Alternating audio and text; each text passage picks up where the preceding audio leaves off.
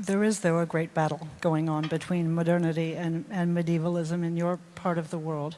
And if you talk about democracy being the idea that made Israel strong, and markets and capitalism being the idea that will propel Israel into the 21st century and beyond, there are other ideas at play throughout the region. And there are a lot of people who suggest that, that in fact, one of the things that is animating those terrorist groups that have now risen up throughout the region and are tyrannizing most of the people, many of the people of the Middle East, that they're founded on an idea.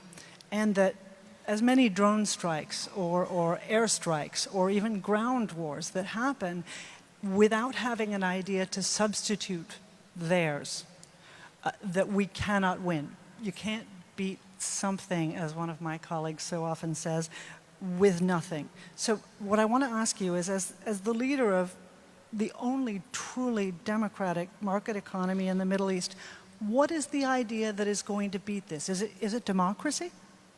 It's certainly greater freedom. I think there's a process in which the Arab world and parts of the Islamic world move towards the idea of greater freedom. It's not automatic, but it's certainly a good contrast to the kind of tyranny and savagery that they're experiencing now. And the brunt of this savagery is afflicted on Muslims right now. Millions have been displaced and hundreds of thousands butchered, so they have a pretty good idea of what they don't want. I actually think that sometimes in these kinds of battles, it's first of all important to win physically. Win. Fight. I mean, combating Nazism first involved beating Nazism. You know, you had denazification after you won. You have to win. It's very important not to allow these beasts the freedom to prowl, because what they're doing is they're emptying parts of the Middle East into Europe. They're now going to empty Africa. And you have these two human streams fleeing misery. I spoke to Prime Minister Renzi of Italy and to David Cameron, Prime Minister of Britain, and to Angela Merkel just in the last few weeks.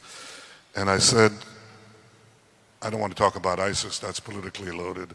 You can ask me privately later. But I wanted to speak about Boko Haram. I wanted to speak about Al-Shabaab. You know, there must be at least 12, probably closer to 20 leaders of African nations who came to Israel, just as Asia is coming to Israel. And they only want three things from us: Israeli technology, and Israeli technology. The African states all come and they say, we want Israeli technology in agriculture, in healthcare, in irrigation, whatever. And they all come down to one word: security. Help us in security. So I suggested to some of the European countries a simple partnership. We form consortiums to deal with individual countries, help them with their economy, help them with their security. The Islamist movements in Africa are not yet strong. They can be defeated today. They can be defeated today. It'll be a lot harder tomorrow. And my point is, in addition to the battle of ideas, there's the battle. You have to win the battle. And the earlier you win it, the cheaper it will be.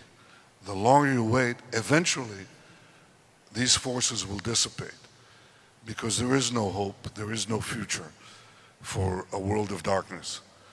And I think the Islamists will lose out. But it may take decades, it may take half a century. Nazism was defeated, but it claimed the life of millions, tens of millions of people, and a third of my people. I think defeating them early is important. We'll defeat them in the battle of ideas, but let's defeat them on the ground as well.